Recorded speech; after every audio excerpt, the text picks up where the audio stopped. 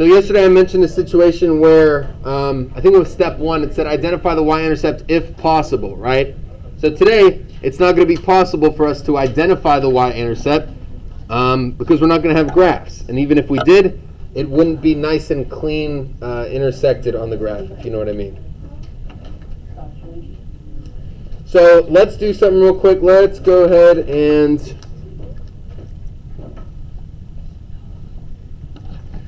using the slope-intercept form, or our slope-intercept form,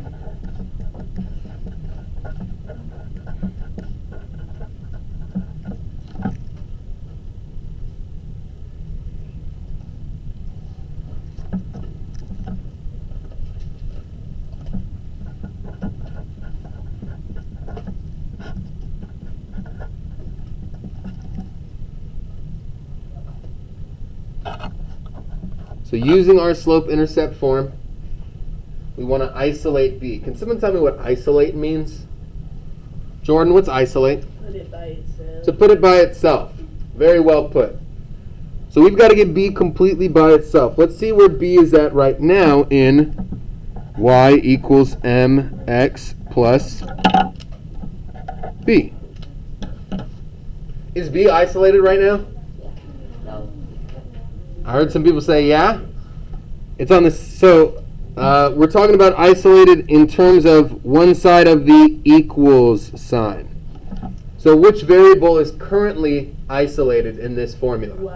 Y, right? Y is all by itself on one side of the equation, which means that this equation is explaining what y is equal to, right? We want to somehow write an equation that tells us what B is equal to, right? So we need to get B all by itself. Think back to Math 7 when you guys did one-step equations. What do we need to do to both sides in order to get B all alone? What do you think? Think about it for a second. Then I want you to turn to your group mates and discuss real quick, what do you think you might be able to do to get B all by itself? Go ahead and take 20 seconds and talk with your group mates about that. Wake up your group mate, please do.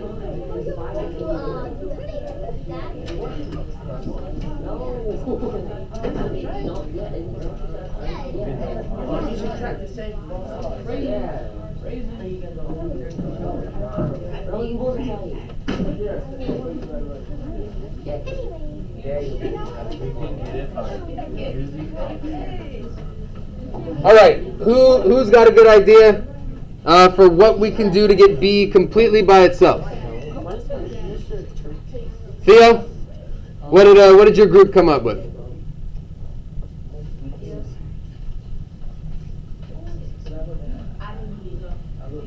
What's that? Adding B. That is a great start. Good. Adding B. So that's a great start. Very close. Very close. Azalea, what do you think? What did your group come up with? Subtracting B. Oh, interesting. Okay, that's another great point. We could subtract B. But let's think about it for a second. If we subtracted B from both sides, right, and actually let me work this out real quick.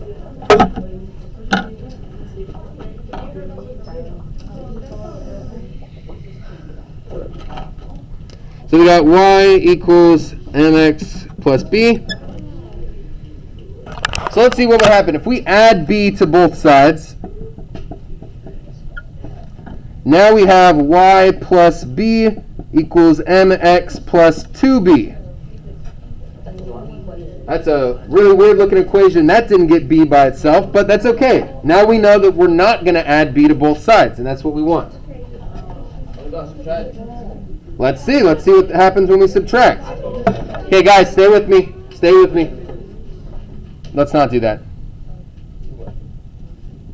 Let's see what happens when we subtract b from both sides. We subtract b. On the right-hand side, what's b minus b? 0, right? Nothing. If we have b, and then we take b away, now we have nothing, right? So all we're left with is mx on the right, and we got y minus b on the left. Did we isolate b? Oh my goodness. A little bit closer, right? It's not as, robust as the previous equation, but b is still not all by itself. So let's think real quick. So I hear something great. Someone said we can divide. Now the reason why we can't do that is because right now we're adding this couple of terms right here, and we're adding b. If we were multiplying those two things, then we could divide both sides by b and cancel out those b's because b over b is 1. See what I mean? This is so confusing. I know, that's why we're not writing it on our notes. We're just talking. Okay, what can we do if we want to get b all by itself here? Hannah? Bingo! Let's do that. Let's subtract mx from both sides. It was subtract?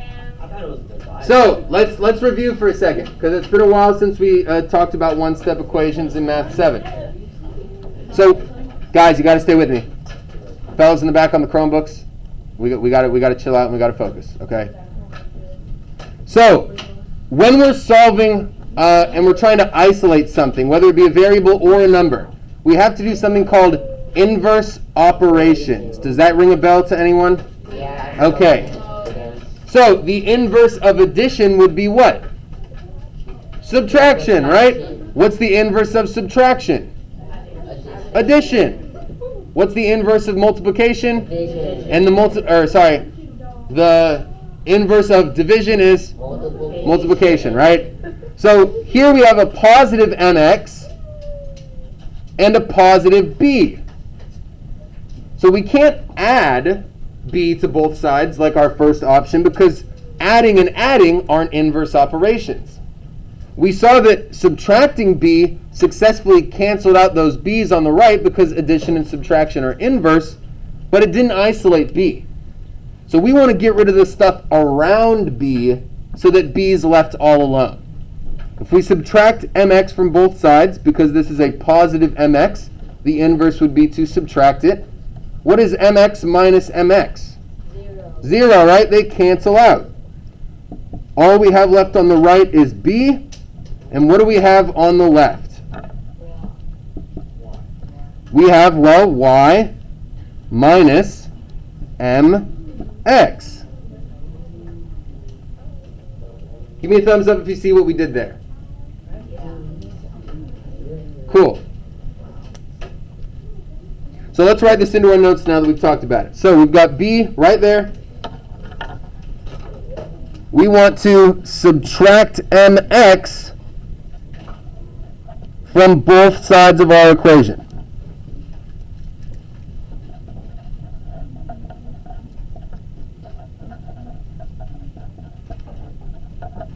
And we can do that using our inverse operations. Sorry, I'll zoom in. There you go.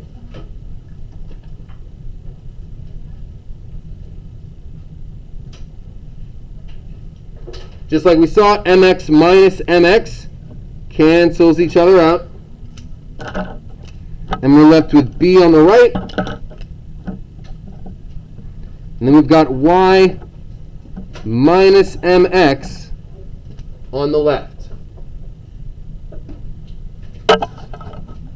So now just to clean things up, all we want to do is flip the order that each of our sides of the equation is on. We're going to flip it around just so b is in front. So this is going to become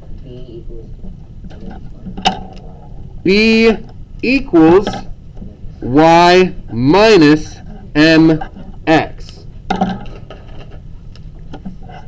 And this is going to be the equation that we're going to use today. All right?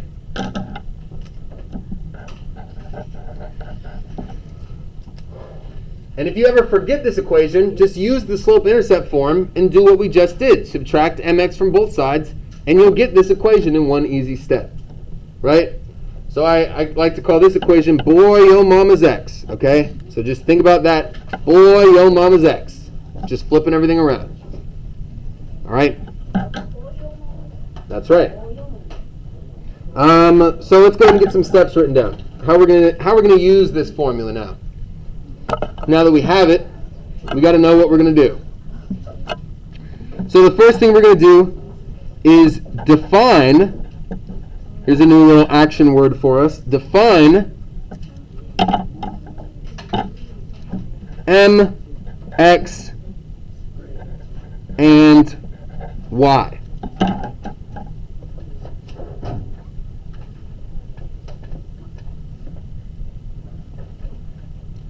Now, in this context, what do we mean by define? Do I want you to write out, oh, m is equal to the slope of a line? Is that what I mean by define m? No. What do I mean by define m? Anyone want to take a crack at it? It definitely has to do with the slope. When we're defining m, x, and y, basically what you're going to see is we're going to start with a problem that looks like this. Okay, m is equal to 2. And this line is through the point 1, 3. So our first step is to define each of those 3 variables. Luckily for us, m is already defined. But right here in number 1, what can we define x as? 1. How did you know it was 1? That's right. X is always our first coordinate. What can we define y as if we were looking at this example? 3, right? So defining m, x, and y basically just means determine what the numbers are for each of those letters. After we do that, we're going to plug all 3 numbers into b equals y minus mx.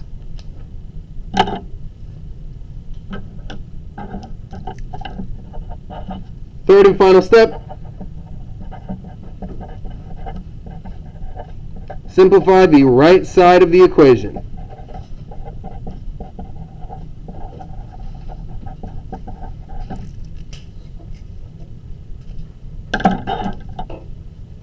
Not too bad for our steps, right?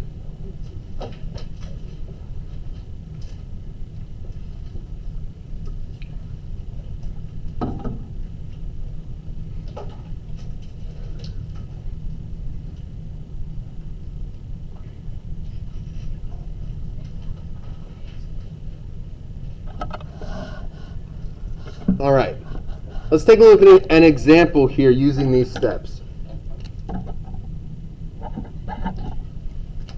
As a matter of fact, let's just use the first example from your worksheet. Actually, no. No, it's okay. There's no backside to the worksheet. You'll be fine. It's Friday. I didn't want to do that to you. Let's do... Oh, let me take one from this.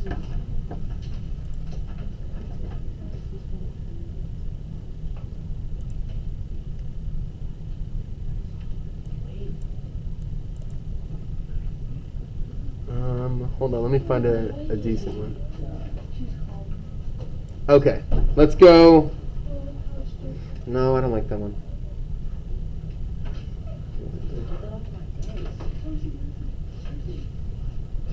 Okay, here we go. Let's do this one. All right, so let's say that our m is equal to 4. And we're going through the point 1, 2. Through the point 1, 2. Question down there, fellas? Okay.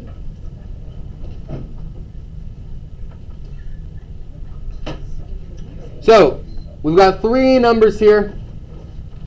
First step is to define m, x, and y. So we see that m is equal to 4. That's already defined for us, which is nice. But what is our x going to be equal here? Or sorry, equal to here? What's our x going to be? Show me on your fingers, everybody, real quick. What is our x going to be equal to in example A? See a couple people holding it up. Thank you. There's only 3 numbers and we used one of them, so you got a 50-50 chance of guessing. 1. Yeah, good. Okay, I see everyone with their finger up for 1. Our x is going to be 1 because in a coordinate pair, it's always x, comma, y. right? So the first number in our coordinate pair is going to be our x, and the second number is going to be our y. So what's our y going to be equal to here? Let's define it. Azalea's right, it's going to be 2. Nice and simple. All right? There's step 1. Questions so far on how we define those 3 letters?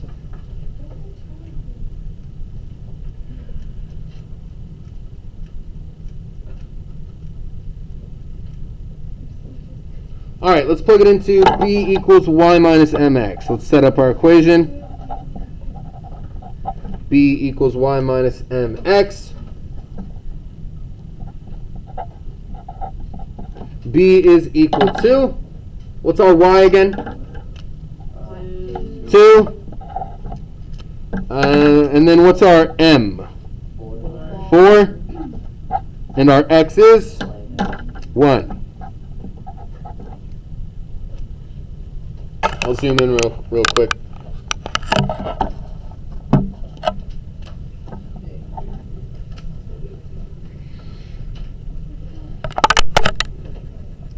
Y minus m times x. Y is 2, m is 4, x is 1. All we did was replace those letters with the numbers that we defined. Right? And then step 3 is for us to simplify the right-hand side. So what's the first thing that we need to do on the right-hand side of this equation? We're going to do 2 minus 4? Now what do we need to do first?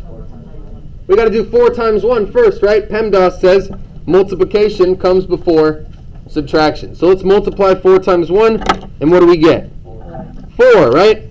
2 minus 4. Okay, we got our multiplication out of the way. Now let's do our subtraction. And what is our y-intercept here? -2. That's right. b is equal to -2. So what we're used to doing with this work is either looking at a graph and seeing, oh, my y-intercept is right there at 3. Or looking at a table and seeing, okay, when x is equal to 0, y is equal to 3, so my y-intercept is 3. We've been doing a lot of just looking for the y-intercept, right? But not a whole lot of math in finding our y-intercept. That's what today is all about. And that's the whole work, right? Any questions about that so far? Okay. Let's do one more quick example and then we'll get started. Let's do example B. Let's go with, ooh, this is a good one. Let's go m is equal to -1/3.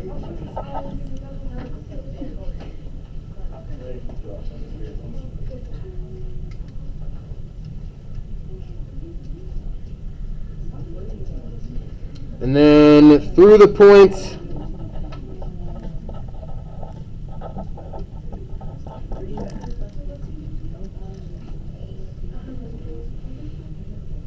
-12, -3.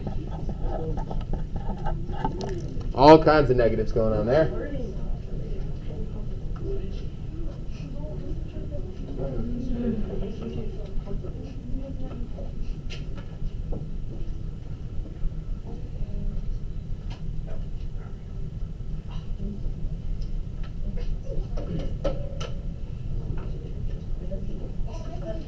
So our slope's -1/3. We're going through the point -12, -3. Right? So let's go ahead and do step 1. We know that m is equal to -1/3. What's our x equal to here? -12, good. Right? Right here is our x.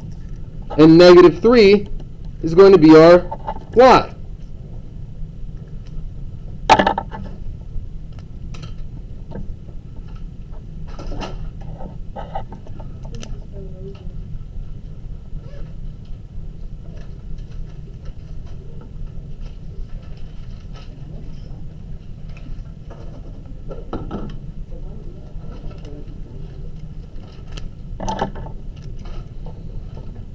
All right, let's do b equals y minus mx, and let's plug those in. Our y value was -3. Now we got to be careful with setting this up because there's a whole lot of minus signs being thrown in here. So we got a -3 in front, and then we're subtracting m times x. Right? X is -12. And m was what? -1/3?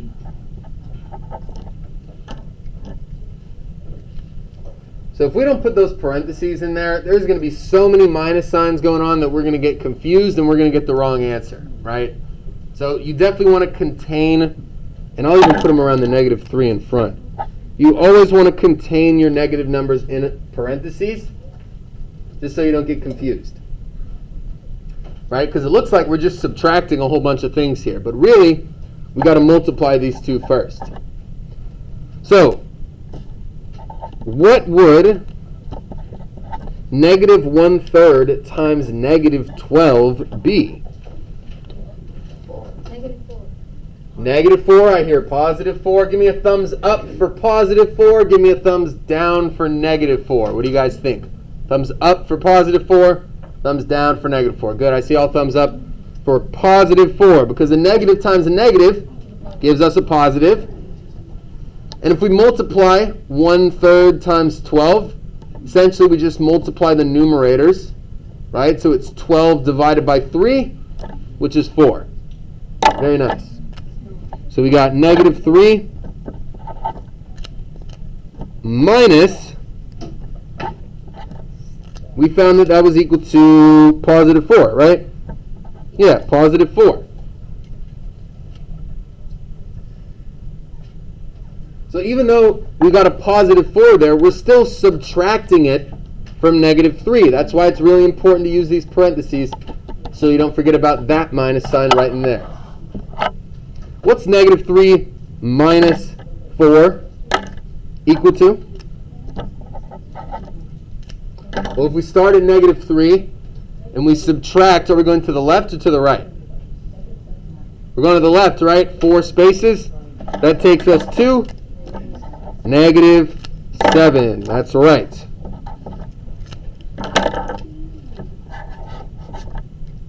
B equals -7.